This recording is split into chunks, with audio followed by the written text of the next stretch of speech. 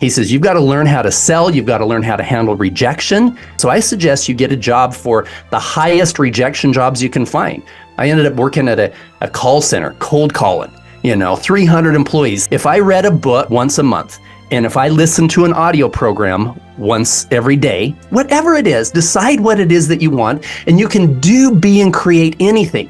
In fact, one of the most inspirational stories, right after I sold my company, I back up. Once you decide it and you visualize it and you hold it, you can literally create anything in your life. Focus on hitting your goals in every area of your business. Remember, the universe rewards the bold.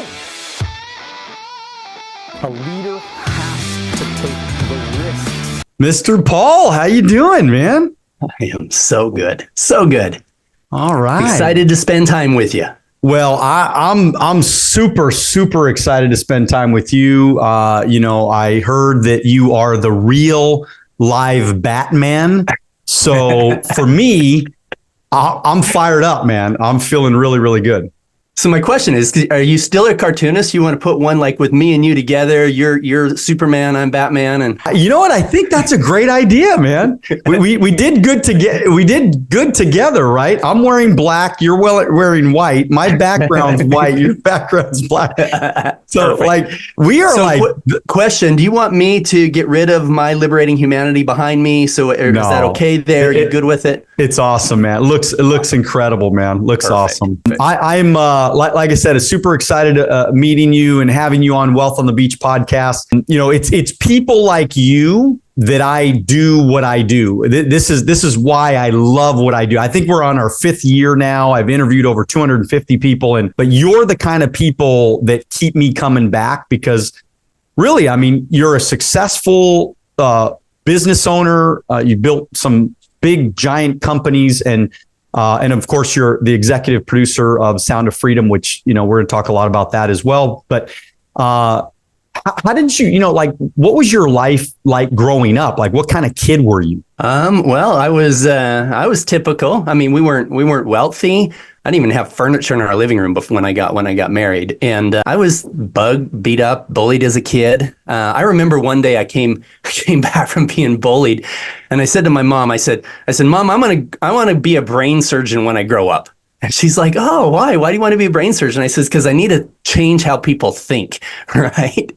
And eventually actually changed that to wanting to be a heart surgeon. I realized that the key to fixing things like bullying wasn't fixing their brain, but it was fixing their heart. And I was honest about that. I continued. I wanted to be a pediatric cardiologist and went all the way through my pre-med classes and right before taking the MCAT, got in a major car accident and severed the tendons in my hand, and they said, I don't know if I have the dexterity to be a surgeon. And I said, they said, you can be a regular doctor. And this will tell you kind of how I was. I said, a regular doctor. I said, I don't want to be a regular anything. I said, I don't want to be a doctor. I want to be a surgeon. I don't want to be just a surgeon. I want to be a heart surgeon, not just a heart surgeon, but one that operates on children, right? I wanted to be the best of the best of the best. I said, if my purpose in life is to be a garbage man, I'm going to own the dump. That's just how I think. So changed my major to business and finance and boom, created something great. All right. So you were how old when you went into business? 6. Okay. All right. Okay. Seriously, I told my dad, I says, I want to build a store in our front yard. And he's like, no, we're not going to build a store. He said, what are you going to sell? I said, I don't know, just stuff. I want to build one. And he wouldn't let me do that. But he helped me get a little worm business started. I literally had a worm business. I had a whole thing that I would grow them and I was selling them to the fishermen and whatnot as they went by. And so that was when I was 6. And then, by the time I was 12, I had a company that was mowing lawns and hired a bunch of the neighbors to work for me and whatnot. But fast forward, after the car accident, I realized that I wasn't going to go and just run the risk of not being able to be a surgeon. I changed my major to business and finance, and I had a mentor. And he said to me, Paul, why did you want to be a doctor anyway? And I jokingly said, well, I don't know. I want the money. I'll go to school for 12 years so I can have a Ferrari. And he laughed. He said, you've got a unique gift with people. He said, so much so that I'm willing to be your mentor. He said, for the long run. He said, if you do what I teach you to do, you'll be a millionaire by the time you're 30 and you'll have the time to enjoy it. And I said, okay, what do I do? He said, well, you need to quit your job at the hospital because that's not in line with where you want to be. He said, every good business owner knows how to sell. He says, you've got to learn how to sell. You've got to learn how to handle rejection. And it's got to be second nature to you. It can't affect you emotionally at all. He says, so I suggest you get a job for the highest rejection jobs you can find.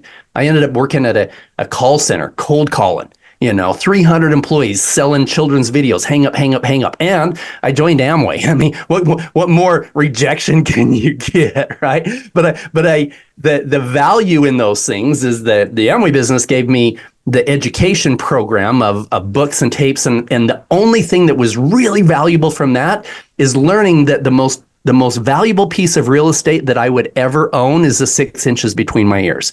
That if I read a book once a month, and if I listen to an audio program once every day, 3 months from now, nobody will know that I'm doing it. 3 years from now, everybody in my inner circle will know that I've been doing it because I will have changed so much. 30 years from now, most of the world will know that I've been doing it because I will have made such a powerful impact on humanity. And so that's what I got from being in the MLM side. On the call center side, I learned how to handle rejection. I learned how to sell and ended up starting my first company at 21 years old, the one that I sold when I was 29 for $20 million. Well, I'll tell you, you are like the epitome of the entrepreneurial spirit, like nobody's business. And I have a feeling me and you are going to become very, very good friends because our stories align very, very closely. I was reading yours. You became a millionaire before me. You were like 26, 27. So you beat me by like 2 or 3 years. Yeah. But I didn't sell my company at 29. So, no, I'm actually still running the same company that I've had since 21. So I'm just, it's just a passive income thing now for me. But I love when people talk about the fact that, self-improvement is what is the change, man. I mean, let's just be honest. I mean, I'm not the same person I was at 21 years old. And thank God, there are people that still act the same that they were, than they were at 21 years old. They're like the same people and they're 50 years old now. I've got friends. I'm 53 years old. I've got friends that are in the same job they had in junior high school. I'm like, bro, what are you doing? Yeah, well, my uncle owned this printing company and he's still printing, pushing the buttons. I'm like, do you have no motivation? And here's the thing though, I'm not going to judge him. If that's what he enjoys, if he likes doing the same thing and just brainless whatever and every day coming home and watching TV, that's okay. I'm not going to judge him.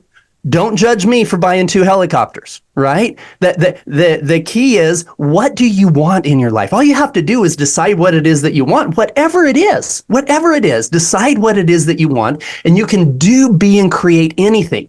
In fact, one of the most inspirational stories, right after I sold my company, back up, when I got in the major car accident, my wife, and this is my first wife, she was a model for McCarty's. They do like the swimsuit issue for Sports Illustrated. She was a dancer on the Crimson Line at the University of Utah. She was 112 pounds, 5'9", skinny, cute.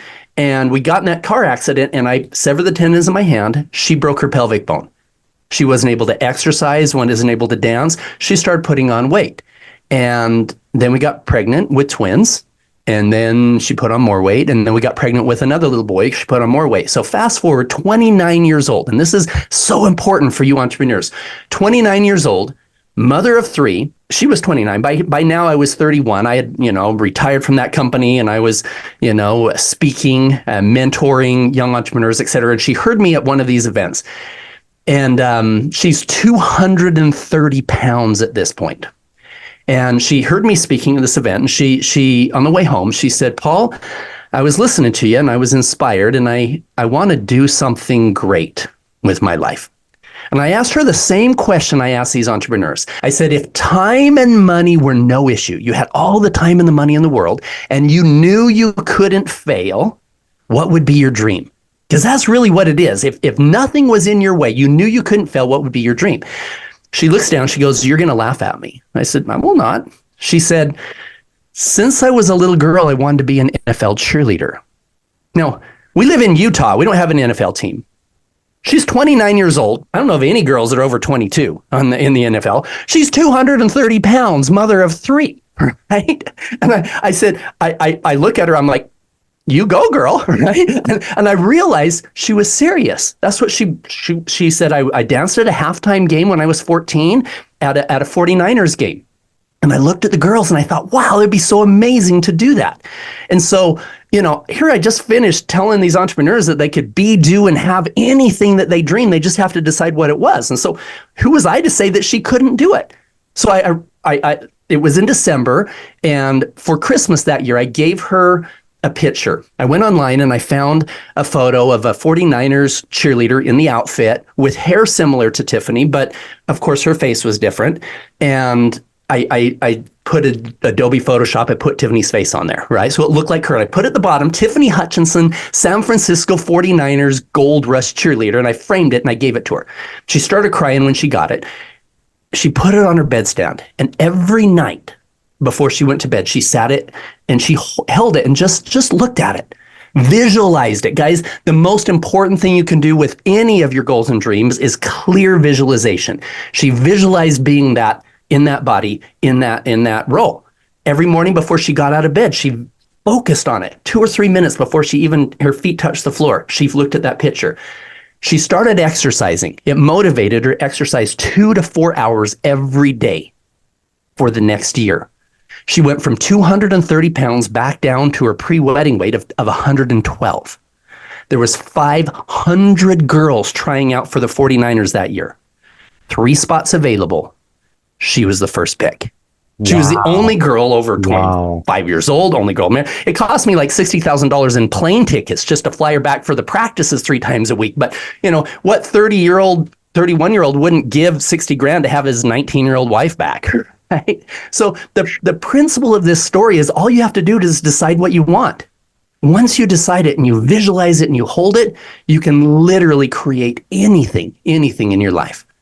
And this is it, man. I mean, this is the story of law of attraction, man. This is quantum physics at its best. So I love stories like that because I feel like people need to realize that they're never too old. I mean, most of the time. I mean, they're just not too old to make changes in their life. They can do anything if they want it bad enough, right? I mean, if you with passion and courage and discipline and some focus, anything you think about could become your reality. And so I think it's just it's a mindset for most people. Would you say it's just? I mean, is this what you see throughout your time, that it's just the mindset that holds people back? Well, and that mindset can change in an instant. You read the story of I don't know how much of this is true, but this is pretty powerful. This old guy, he was 65 years old. He got his first retirement check. It was like $130. He was depressed, decided, you know what, I'm done. I'm checking out. This is all I have to show for my life. And he went and he got a piece of paper and he was writing supposedly his last will and testament of why I need to check out because I failed. And as he was writing it, he was writing all the things he should have done in his life. He's 65, right? Shoulda. And one of them was, I have this amazing recipe that I never used. I never created, never did anything with it. And he thought, you know what? I still can. This recipe is for chicken. This was Colonel Sanders, 65 years old, broke, right? By the time he was 80 something, he's a billionaire. So it's never too late. It's never too late. All you have to do is have that mindset change and somehow that motivation that drives you. And you've got to find something that I tell guys and my young entrepreneurs, I said, guys, if you're waking up to an alarm clock, you don't have a big enough dream. Right? You got to have something that just motivates you. Your eyes wake up in the morning and you're like, yes, I got it. I'm going to hit this thing. I'm going to roll. You've got to have it, whatever that dream is. It's okay. It's okay to want a nice house and nice cars and nice planes and everything else. It's okay.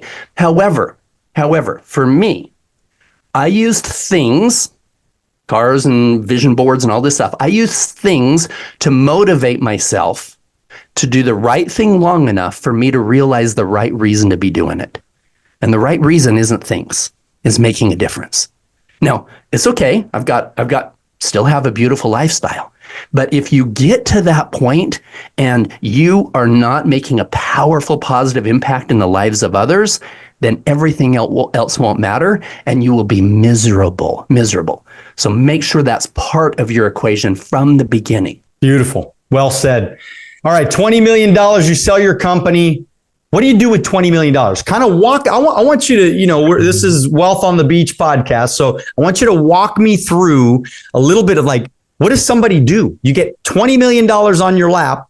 What do you do? What's the next thing you do? Well, I was 29 and first things first, it wasn't 20 million cash. I wish it was. It was 20 million on paper, and to me, that was success at the time, right? And it was restricted stock in a company, OTC cash exchange company. I didn't know that world. I thought, oh, look how rich I am. But really, now I had some cash, enough to work with and to make a difference. And I started investing with that cash that I had in real estate.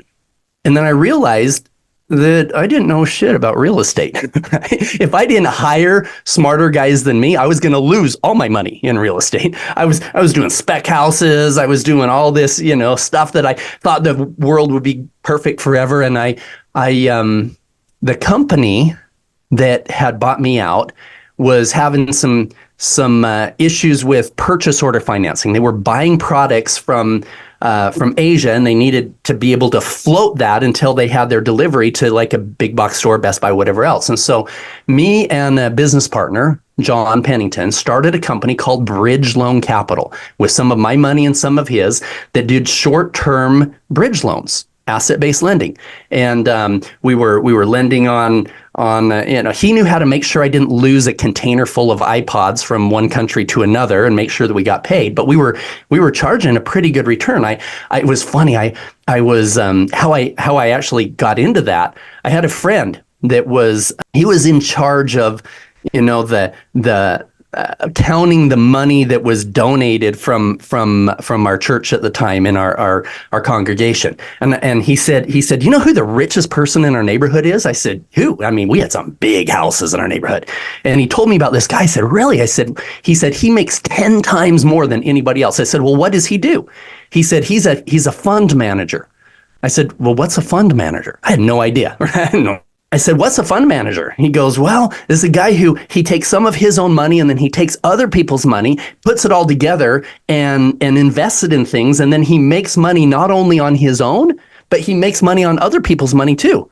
I'm like, oh, that's a great idea, right? And so John and I started putting together this fund, Bridge Loan Capital, that put a bunch of different investors together. And I remember in the beginning, people ask John now, they say, John, did you see it? I mean, the company when I retired was over $10 billion in assets under management. It's continued to grow. I'm still an owner, still a founder, and it's well over 48. They ended up being taken over by a public company and stuff that I had nothing to do with, but billions and billions. And people asked John, they said, did you see that in the beginning? He said, no, but Paul did. He said, we'd be in this little office. It was so small that we would bump elbows turning around, right? And he said, we'd be making calls and we had a project. We needed like $25,000 by Friday. And Paul was calling, getting people to match the money he was putting in, et cetera. And he tells a story. He said, Paul would hang up the phone. He'd turn around, put his pinky by the side of his mouth and say, John, we're going to be $1 billion fund sometime. Right. And John said, Paul, we need $25,000 by Friday, right? The difference between that 25,000 and billion with the B was too much to fathom. But again, just like my wife saying, hey, I want to be a 49ers cheerleader, my ex-wife, she just had to visualize it and see it. And I visualized and saw us being a company like that. And then at the end of the day, I remember John said to me, he said, Paul, he said, you know that with you being a University of Utah dropout, he said, even with my credibility, I don't have as much. He said, we don't have the background, the credibility, the pedigree to run a multi-billion-dollar company. And I said, yeah, John, but if we build it right from the beginning, build it with integrity, build it with a platform that can grow and expand, we're going to attract the right people. And literally within 3 or 4 years, neither John nor myself as the founders, neither one of us were qualified to be the CEO of our own company.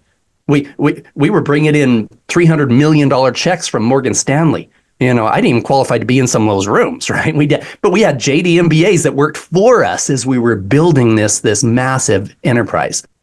Yeah, what was it? What was it? Henry Ford. He said something like, I just have like a little button on my desk that I just press, and then somebody else comes and tells me what I'm supposed to do, or gives me the information, exactly. Or takes care of what I need to get done. I mean, and I hired guys smarter than you. That's it. I mean, I tell people all the time. I mean, I have a financial services company. We have 1,500 agents, 56 locations. We just opened up another one a couple of days ago, and I always told everybody that, I mean, what happened to me is I was able to find some really smart, amazing people that knew how to sell. I mean, I started when I was 21. I knew nothing about nothing. I never sold anything in my life. And so it's amazing when you find great people. And I think you've done a great job at that. I mean, obviously, coming from a young age, this entrepreneurial spirit that you've always had, this desire to want to do something great and impact the world in some way. You keep dreaming bigger. And I love that. And that's what it's about, man. You're trying to squeeze all the juice out of life that you can. And that's really inspiring, man. I had a funny story that, like, a few weeks before I retired from Bridge, we had at this time we had 4,000 employees, right? And we had 70 people just in the accounting division alone. And this young kid, I think his name was Andrew. His job, he just barely started, and his one of his jobs that day was to go around to the different partners and have a sign off on our expense reports. And my expense report at the time, I had front row seats at the NBA games and flights to Dubai and really expensive dinners and all this stuff. And he's like, I'm signing off on the expense report, and he said, "Mr. Hutchison, do you mind me asking, how did you get your job?"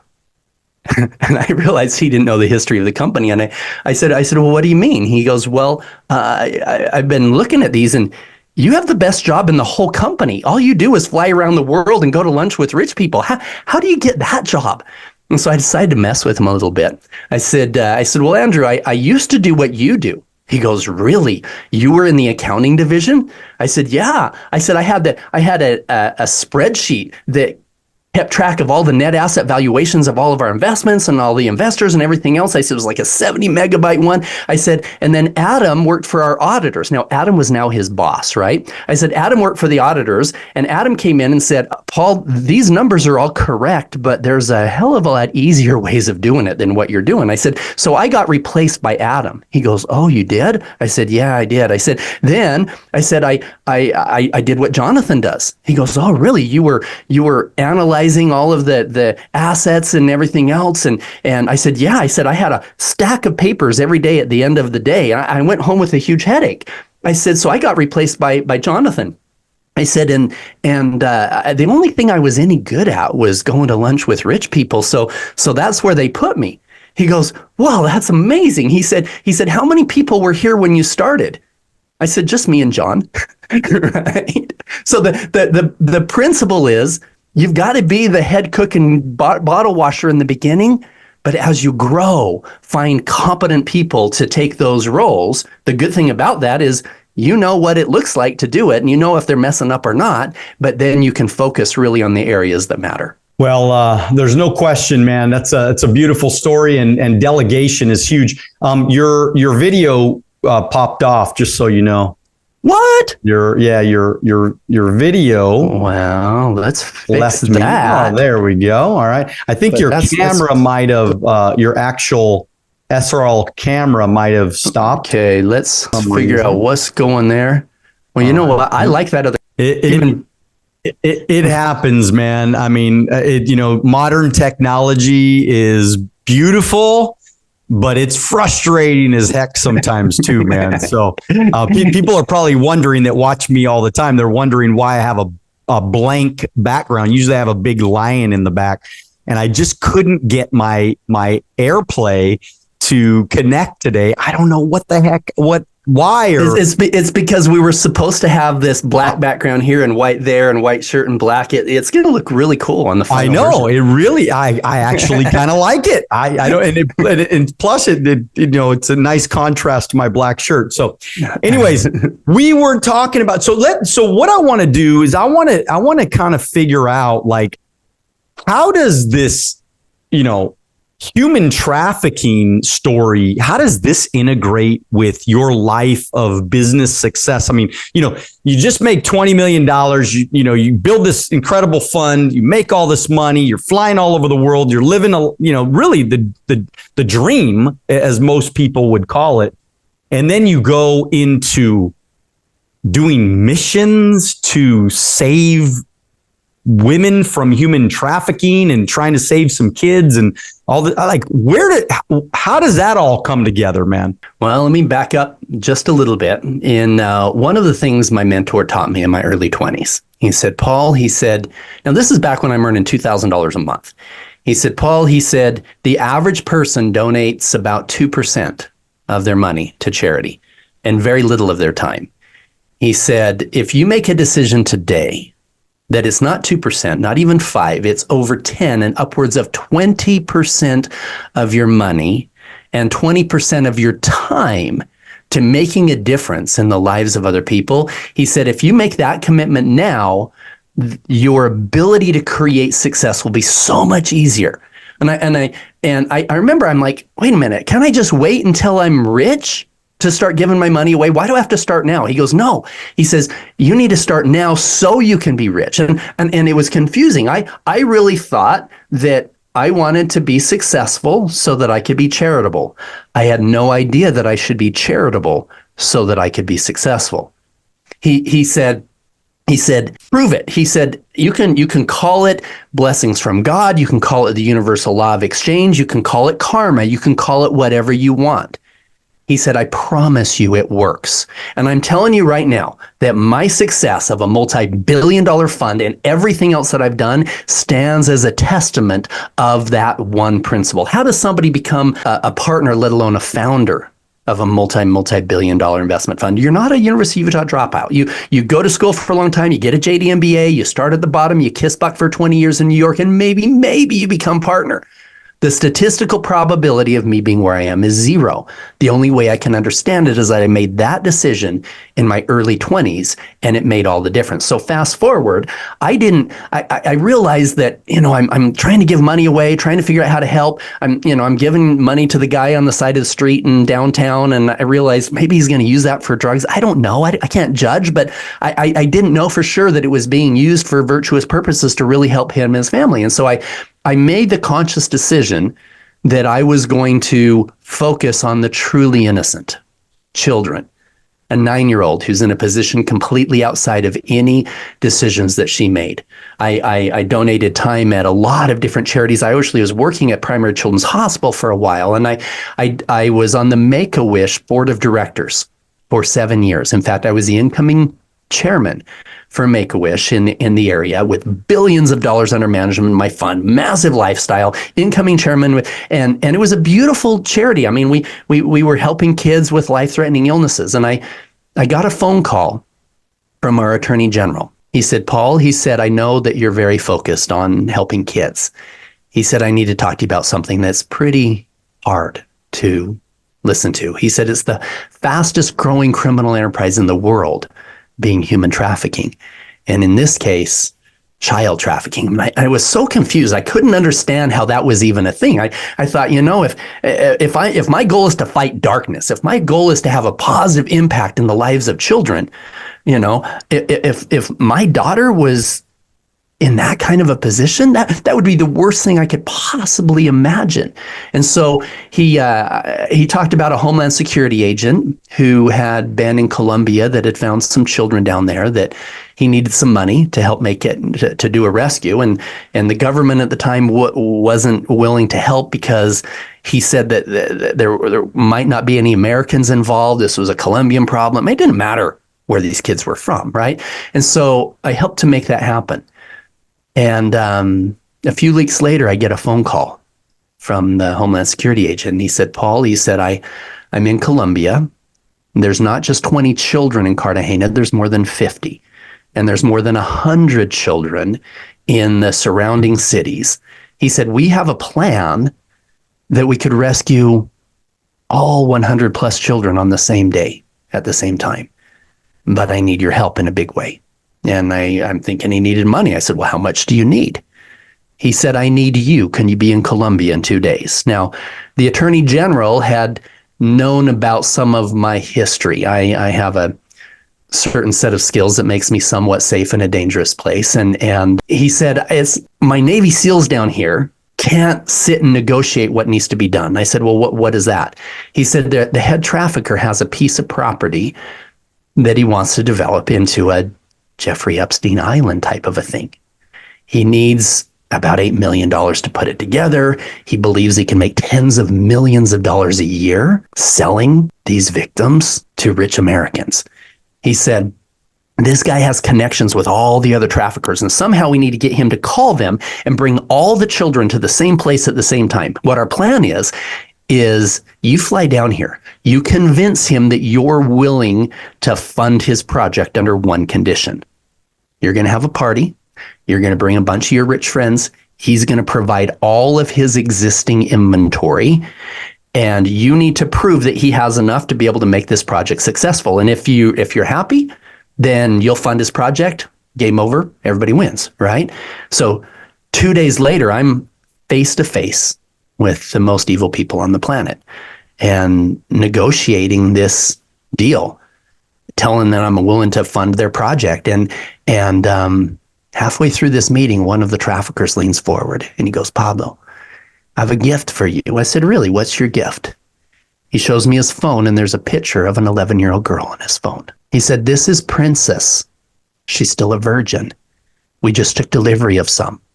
She's my gift for your party. And he started talking about horrible things I could do to this little girl. Now, in the movie, my character in that first part of the movie was the Hispanic. He's the producer of Sound of Freedom, Eduardo Verástegui. And he, my character didn't want to go. He was the rich guy that was funding the operation. Didn't want to go. And the only way that changed my mind was when when Jim Caviezel gave my driver this photo of this 11-year-old girl. And that convinced me to go. In real life, I was already there. I was face to face with the worst people selling children.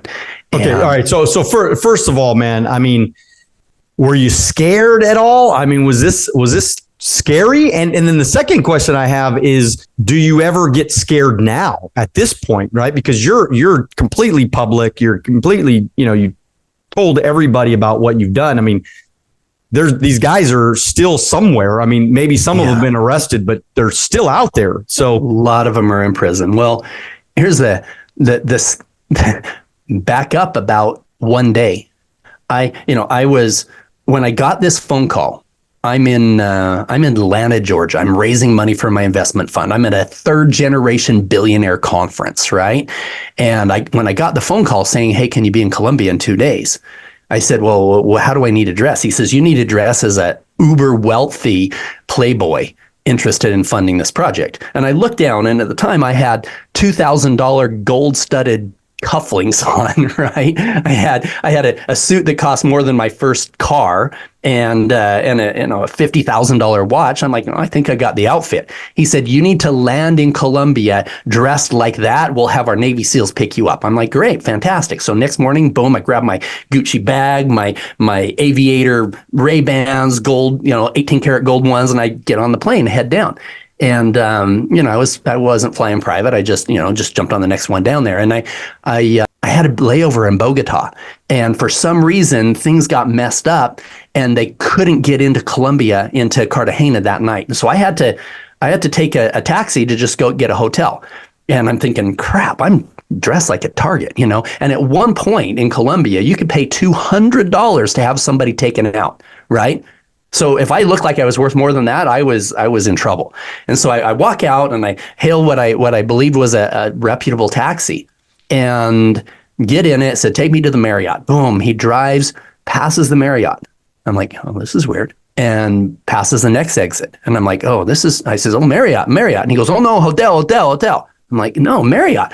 3 exits later, he takes this off ramp into a really dark, seedy area of town. I mean, we're talking prostitutes, drug dealers, thugs, big guys that are hanging out there. And he pulls up in front of this place that looked like you could rent it by the hour. He goes, Odell.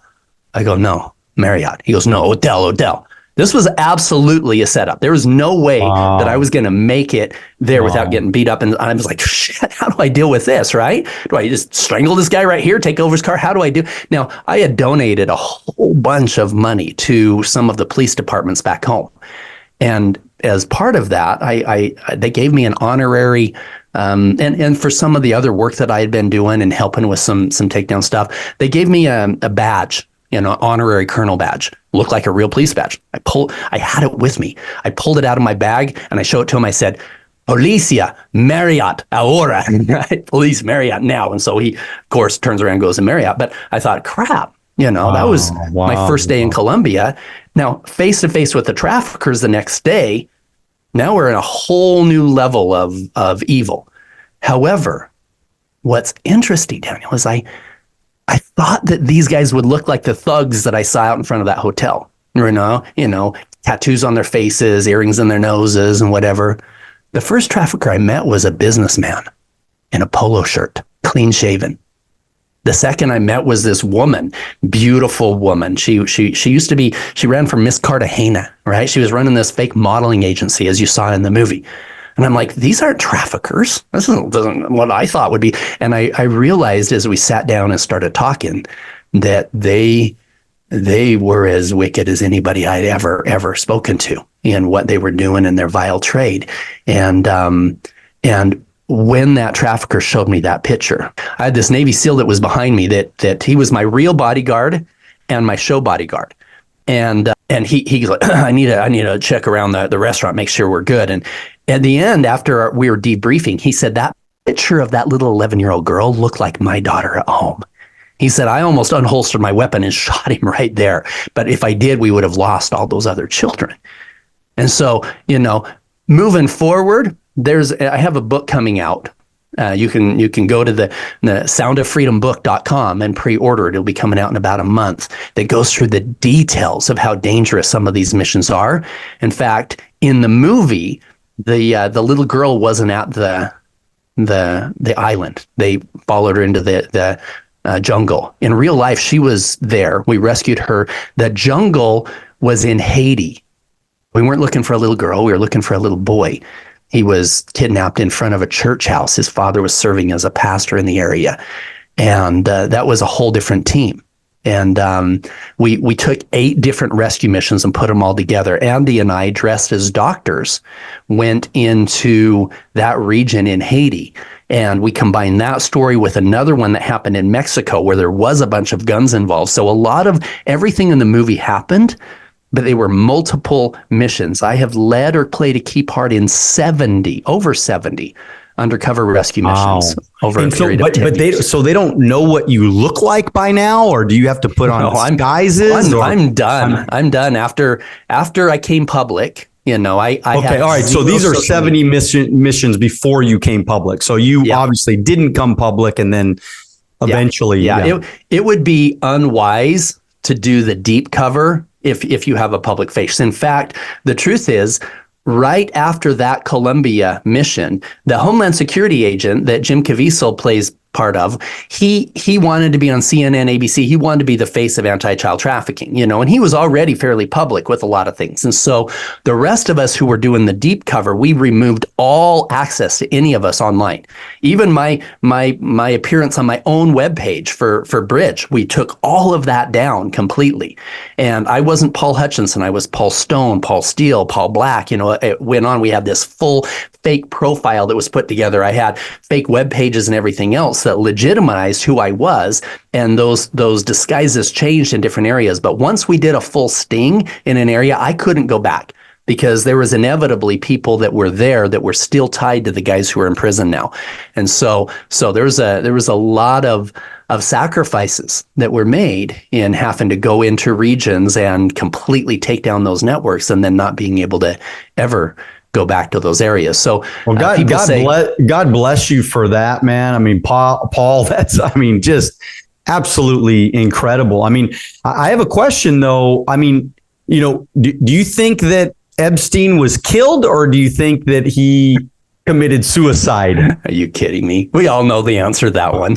Let me just put it this way, and this will show you how high the totem pole goes. If you are an agency who wants to control the votes of a senator, of a congressman, of a federal judge, if you want to control their votes forever, get that kind of blackmail on them.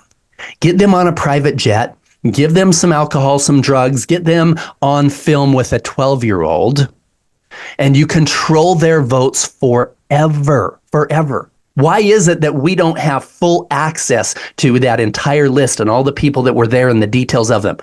Because we'd vote them all out of office if we really knew what was going on. And then they would have to replace them with other people they could control, right? This entire game is all about control. This sex with minors, alcohol, drugs, this is all money, fame. These are all things that are being used by the guys who are really in control to manipulate the votes, to manipulate you and I, taking away our freedoms. In fact, it's not just in politics, it's in Hollywood as well. There is a very clear agenda to take us away from our moral foundations and to take us as humanity to a place where we're not free. This is what liberating humanity is all about. It's all about understanding what that freedom looks like, right? Freedom from slavery in ways that, I mean, they're not just the people in human trafficking today. We're all slaves in some way. We're slaves to our cell phones. We're slaves to our social media. We're slaves to pornography. We're slaves to alcohol. We're slaves to drugs. We're slaves to a system that is controlling and manipulating everything that's coming in here. And it's important that we're all aware of that so we can break free. So the Jeffrey Epstein thing is just a tip of the iceberg of really what's going on.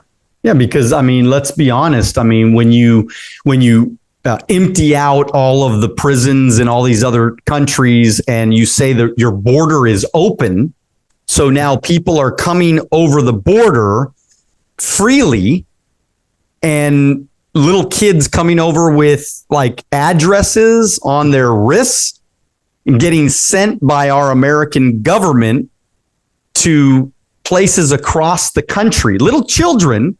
What's happening to these children? Well, here's what's sad. So I'm in Latin America right now. My wife is actually meeting with some senators today. We have, since the movie came out, we've have open opportunities to be able to speak with governments and political leaders all around the world to help them change laws, to change policies, to help keep the kids safe. In every city in Latin America, every day, every major city has children who are disappearing from parents that don't have the resources to be able to go after those kids and see what's going on. It's been a massive uptick over the last couple of years, massive uptick, completely gone disappearing. Why?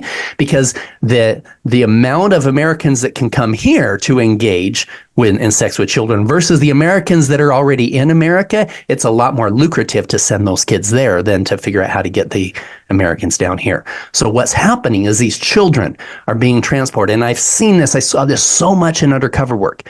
These children are being controlled through fear and manipulation. They're being told, listen, I know where your sister lives. You don't want something very bad to happen to her, do you? I know where your mother lives. You don't want her to be gone, do you?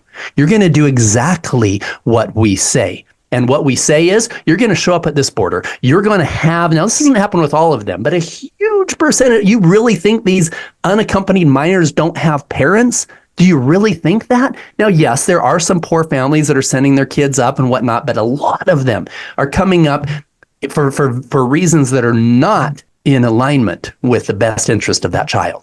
And these kids are coming up, they have an address, they have a phone number. And many of them are not vetted properly. They're using your taxpayer dollars to transport these children all around the country to their new traffickers. Now, some of them are healthy families, but what's happening? There's a massive percentage of these children that after they arrive at this family, boom, run away. Excuse me. So massive number of these children that as soon as they arrive at these healthy, vetted families, within a week or two, boom, they're gone. They run away. Do you really think these children weren't happy in this family? Or were they told, here's what you do. The second that you're with this family, you figure out a way to leave. Once you leave, then you call this phone number and somebody will come and get you and take you to the place you're really supposed to be, right? This is happening all over.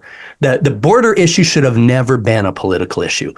This is a human trafficking issue. This is a child trafficking issue. And in addition to the children, if you want to really look at what true refugees look like, look in history. Look at pictures of real refugees coming from different countries. You've got a mom, you've got a dad, and you've got some kids. You don't have kids by themselves, and you don't have military-aged males coming in by the droves from our enemy countries. I'll tell you this, I believe wholeheartedly that the reason behind those hundreds and hundreds of thousands of military-aged males coming across the border from our enemy countries, I believe it's an invasion. I truly believe that. And we need to be vigilant about what's happening over the next few months or few years. Yeah, there's no question. And our, enemy countries, they're buying massive amounts of land, even around our military installations. So yeah. I don't know how, dumb people could actually be to not recognize that and not to say, wait a minute, something's happening. Number one, where I get a little bit heated and a little bit fired up about is the fact that, when we vote these people in office, right? If we, like, for example, if we vote for a president that says it's okay that we have open borders, right? You're saying that I believe in his policies. I believe that we should have an open border because you're voting for this guy and you know that that's his belief. So where does the accountability happen as a voter to say, well, wait a minute, if you're a voter that believes in open borders, you're literally saying that it's okay to traffic humans. You're saying it's okay to allow these things to happen because any sane, rational human being would simply say, well, wait a minute. Of course we want to close the borders. Of course we don't want an invasion. We're the United States of America. I love my country because there's nobody that's voting that's saying I hate my country. They love their country, but they're voting for people that are allowing this stuff to happen. And so we have I don't know. And I have an idea of what direction you're voting, but I'm clearly a Trump supporter because he wants the border closed. Now, he might not be a perfect person. He might say the wrong things. He might, have had a checkered past, whatever. But at this present, the guy wants the borders closed and he wants to protect us from our adversarial countries. And so that's what I get fired up about. Well, there has never been a president in history that has done more good to fight child trafficking than Donald Trump. Not one. And so, there's challenges. There's there's egos that are in there. There's a checkered past. We all have a checkered past. We all have egos. Every one of us, right? And it got most of us where we are. In fact, I'll tell a little story. You can decide if you want to put this in or not, but it's freaking cool, right? Back to the visualization thing of being whatever you want to. Back in 2016, when election night. It was a couple days before election night, before Trump came in, and I got a call from the same attorney general that called and introduced me to the Homeland Security agent. And he goes, "What's up, Hutch?" I says, "What's up?" He said, "Hey, somebody's got like tickets, VIP tickets to the Trump rally in New York. He said, we're probably not going to win, but it'd be super cool to go. I'm like, oh, that'd be awesome. So boom, we fly in. And now this is my story about how I didn't even have a ticket and ended up with the Trump family that night, right? All through this, right? So we show up and they didn't have 2 VIP tickets. They only had 1, and it wasn't even VIP, right? It was just a regular entrance. And so he's like, crap, what do we do? I said, bro, just tell him I'm your security. I says, we operate like that a lot. He goes, oh yeah, that's great. He goes, we walk up to the gate. He goes, hey, this is Agent Hutchison. He's helping me with security. I says, oh great. So they let me in with him. I didn't even have a freaking ticket, right? We walk up, and then there's this area that is like none shall pass, right? There's this special room for the VIP. And he's like, hey, I'm the attorney general. And they say, I don't care if you're the last president. If you don't have this gold VIP ticket, you can't get in here. And so we turn around, and he's like, I said, Sean, by the end of the night, we will be in that room right up at the front. And his exact words were, I know, Hutch, that's why I brought you. Right? Okay. So we go, and I've developed a system when I'm doing the undercover work, everything, where I've learned how to identify exactly what I want and then just learn how to listen. In fact, I have a book that'll be coming out next year called Are You Listening? With my hand on my heart, not here, but here. And so what I did is I visualized us being in there, felt gratitude for it before it even happened, type of a thing. We separated, we were talking to some people, and all of a sudden, boom, I feel this feeling. I'm like, and I turn around, there's this older couple that's walking in.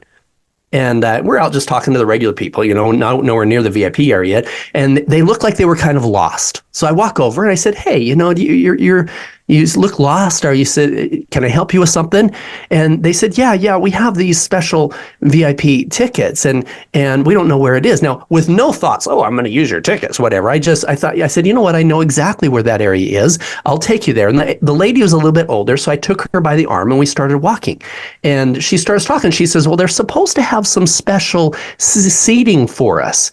And I said, well, this room that I'm taking you, it was like standing room only. There's maybe just a few chairs at the front. I might take you to the wrong place. And she goes, well, I'm Elizabeth. I'm Donald Trump's older sister. I said, oh, you are? I said, you know what? Why don't you sit down right here on these couches? I will go find out exactly where you're supposed to be.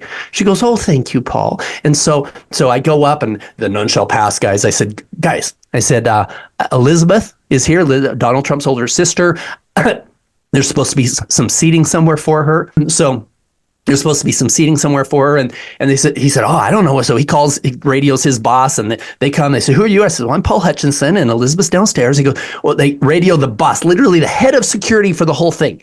And this guy comes, and now by then everybody's calling me sir, right? And he said, this lady said to him, she said, this is Paul Hutchison. He's here with Elizabeth as part of the Trump family.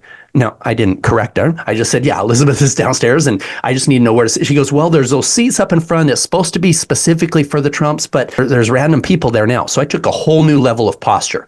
I said, listen, I need you to go up and clear out all of those seats. Okay, put a rope around it, whatever you need, so nobody's in there. I will be back with Elizabeth in about 5 minutes. Okay, yes, sir, right? So I'm calling Reyes. I'm like, AG, what's up? I said, you gotta meet me right down here. I said, he's okay. He comes and meets me, and I said, Elizabeth, and to her and her husband, I said, this is my friend Sean. He's the attorney general. And she goes, oh, Sean, Paul's been such a good friend for us. And Sean's like, yeah, Paul's that way. And so I took her by the arm. He took the husband, and we walked him up to the VIP area. Now the guards are literally clearing people out of the way, making room for us to go up to this special VIP area. They open up the rope. They set us in there with them. And I'm like, oh crap, we're not supposed to be here, right? I said, Elizabeth, can I go get you a drink or something? She goes, yeah, go get me a gin and tonic. So I go get her a drink. I come back. By then, Robert Trump is there, Donald Trump's older brother.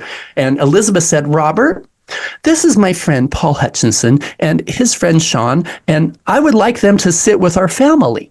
And Robert says, boys, welcome to the Trump family. And so we're sitting in this VIP area while the whole screen turns red that night. We win the elections. We get introduced to Donald by his own family. So anyway, and then 4:00 in the morning, we had won the election.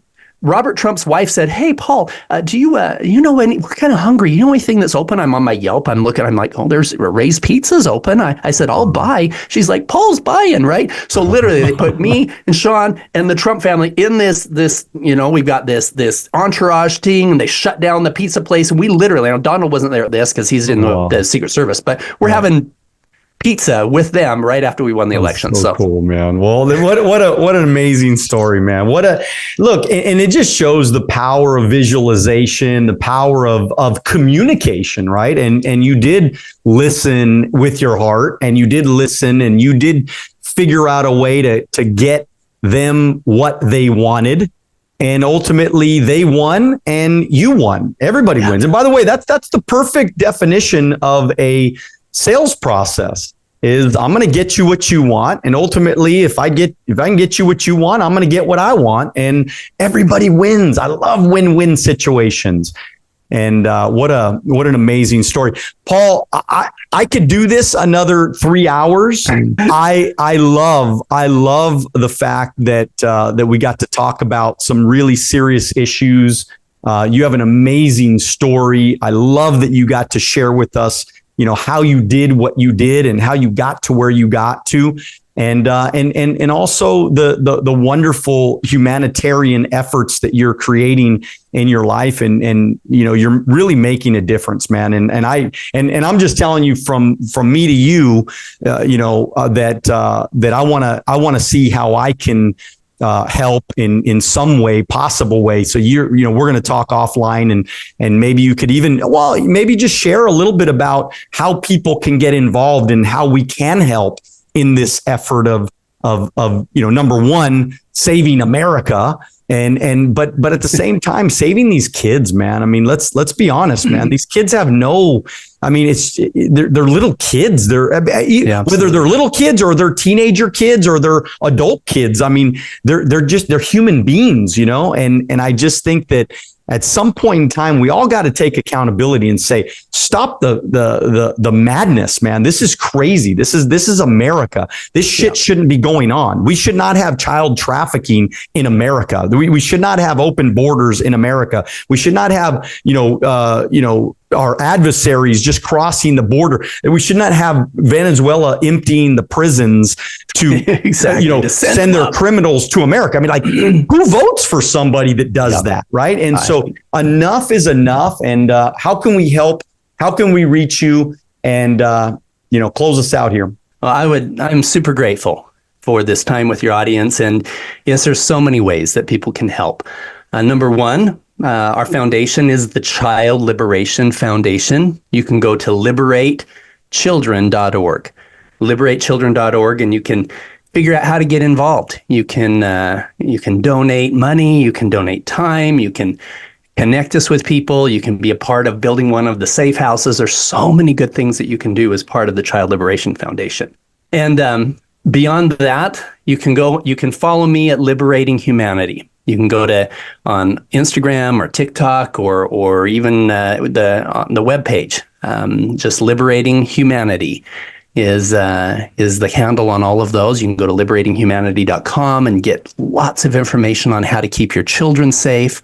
You can even go to soundoffreedombook.com and pre-register for the Sound of Freedom book coming out that's got so much good information on keeping your family safe, on being aware of this, of things that we can do to come together to fight this evil and to win. I believe we can win at this. And so those are, and a side thing on the Liberating Humanity website, not only are we helping to raise money for the Child Liberation Foundation, but you can also find some information on personal transformation activities and retreats and things like that. We host them about once a month here in Latin America, 4 and 5 day fully immersive transformational experiences. We use breath work and guided meditation and things like that. That is a whole other long conversation, but you can get some information online about that as well. Well, like I said, Paul, I have a feeling me and you are going to become very, very good friends in our futures. And there's no question that this is not the last you'll see of me.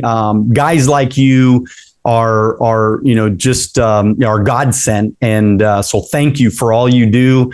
Thank you for your incredible amount of courage, man, and conviction and passion to do what you do. And this has just been an incredible conversation. We're going to do this again. I mean, I think we should schedule another one for, another, 3, 4, 5 months out, because I really believe there's so much more to unpack that we didn't unpack. There's so much even more that we need to talk about. I really want to dive deep, even into your retreats, and know more about that, because I know, look, my audience is, we are all a bunch of self-improvement, crazy people that want a better life and want to create a better life and build a greater life. And so this is right up our alley. So I'm asking everybody watching, listening, please go out there and say hello to Paul, give him a little, message of thank you so much for all your wisdom, but also all your courage, man. It takes some guts to do what you do